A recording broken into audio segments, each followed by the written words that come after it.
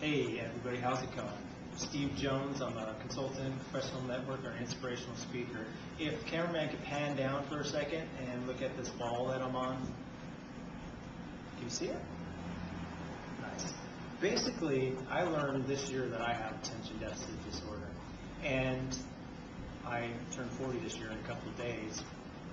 And the important thing about doing this is I was able to learn it and was able to cope in different ways. I grew up very repressed, and I'm able to be focused in different ways. This year has unleashed a lot of amazing things for me because I learned that I learn differently than other people, and I'm able to streamline and focus on many different things at a time. If you really study the benefits of attention deficit disorder, I really see it as a gift. It can be a gift and it can be a curse, because sometimes people want you to do things the exact same way that you do them. So, feel free to go by. And it's important as we go through our life that we find different strategies, and you support your children, and a lot of you out there as adults may have attention deficit disorder, but you're able to support your children to help them to create their own life. And you think about there's many different options. You have pharmaceutical drugs, and you have different ways and different strategies. I'm not necessarily against the pharmaceutical drugs, but we need to know that there's a reason that the word meditation sounds like medication. It might be something that's would be an alternative for somebody to do it. Or you might be able to do something natural that will complement the medication that your child may be on. But knowing that we don't really know the long-term effects of the medication. So all we're doing is I'm putting in a position that I bring a lot of talented speakers in that are open to these different places, so we can come across and spend time on the solution. So many of us are spending time in the problem, and we have an education system that's built off of a paradigm of when most of us were working in factories.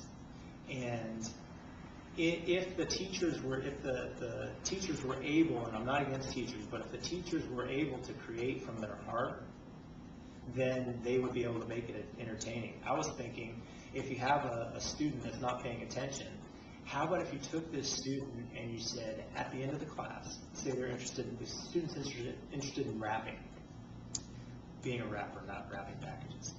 And you said, at the end of the class, I want you to develop, it's a history class, I want you to develop a rap based on the first 50 minutes of class. Since the student's not bothering you anymore, they're going to be paying attention, so you're going to have 10 minutes left at the end of the class. And if they're able to develop a rap at the end of the class, or it can be art, it could be many different things. If they're able to develop a rap at the end of the class, all the students are going to understand a lot of the things that we were talking about, because it was another way of looking at it. Basically, these learning disabilities, people have a different way of looking at things.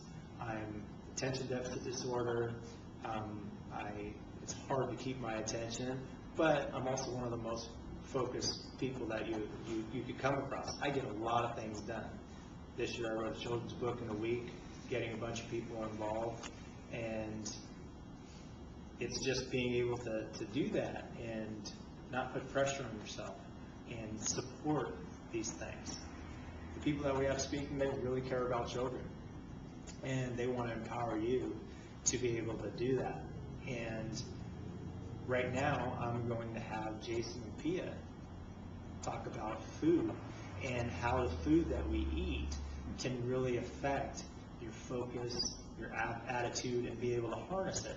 And these aren't just people these are people that I go to when I want to find out about superfoods and natural things.